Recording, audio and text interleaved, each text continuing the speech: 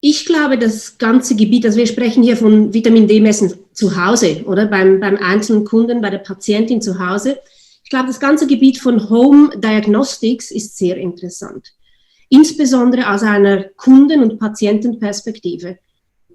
Je mehr Infos, je mehr Daten, aber vielleicht mehr als Daten, sondern Informationen ich selber habe über meine Gesundheit, umso besser kann ich verstehen, wie ich funktioniere, wie mein Körper funktioniert und umso besser kann ich meine Gesundheit managen. Das bedeutet aber natürlich nicht, dass ich mit Rohdaten umgehen möchte, sondern dass ich eine smarte Auswertung dieser Daten zur Verfügung habe.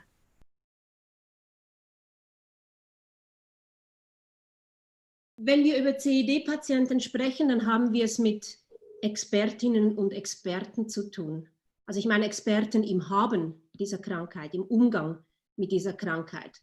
Und ich glaube, ein einfach zu bedienender Calprotectin-Test schafft Sicherheit für solche Patienten, die durchaus etwas von ihrer Krankheit verstehen. Und er macht das Leben einfacher. Oder diese Tests sind schnell, sie sind überall einsetzbar, es braucht keine Reise in die Stadt bis zum nächsten Mediziner, kein Wartezimmer, man hat Zugriff auf die eigenen Werte und Daten. Ich glaube, das ist die Grundvoraussetzung für eine Befähigung von Patienten.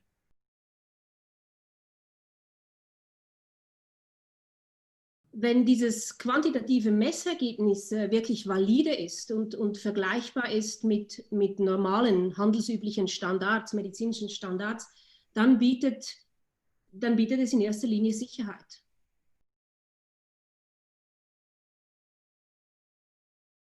Ich würde sagen, es gibt zwei Treiber, zwei größere Treiber in der Diagnostikbranche. Ich würde sagen, es gibt technologische Treiber und es gibt kulturelle Treiber. Und bei den technologischen Treibern ist sicher mal Digitalisierung, Smartphone, die ganze Mobiltechnologie ist ein Treiber. Auch, dass wir ein Zusammengehen haben von Mobiltechnologie aus dem Consumer Electronic Bereich. Ich denke hier an Mobiltelefone einerseits und die gehen immer mehr zusammen mit MedTech-Geräten. Also plötzlich wird das Smartphone zum Labor, zur Auswertungsstation fürs Labor. Und ich glaube, das ist ein Treiber in der Diagnostikbranche, wenn wir den Home-Based Care-Bereich anschauen.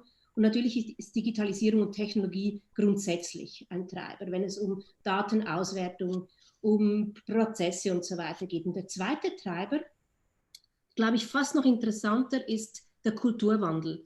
Wir gehen in Richtung völlig neue Verhältnisse von Ärzten und Patienten über diese Digitalisierung. Also digitale Transformation gefällt mir eigentlich fast besser als Begriff als Digitalisierung. Und das bedeutet Veränderung in der Haltung. Plötzlich haben wir neue Werte unter Patienten. Plötzlich wird offene Kommunikation, Transparenz, Partizipation gefordert. Ich glaube, das ist genauso Treiber der Digitalisierung im Diagnostikbereich.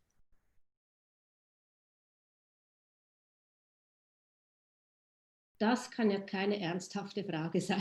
2020 zu fragen, ob Digitalisierung eine Modeerscheinung ist, ich glaube, da sind wir weit drüber. Wir merken, wie Digitalisierung und digitale Transformation sämtliche Lebensbereiche unglaublich verändert und selbstverständlich auch Diagnostik. Und ich glaube, eines der Hauptentwicklungsfelder, glaube ich, im Bereich Diagnostik ist es, solide Lösungen zu finden, die valide sind, die geprüft sind und die erschwinglich sind. Und ich glaube, wenn man dahin kommt, also solche einfach anwendbaren, gut auswertbaren Lösungen zu finden, dann ist man auf dem Weg, wirklich disruptiv im Bereich der Diagnostik wirksam zu sein und unterwegs zu sein.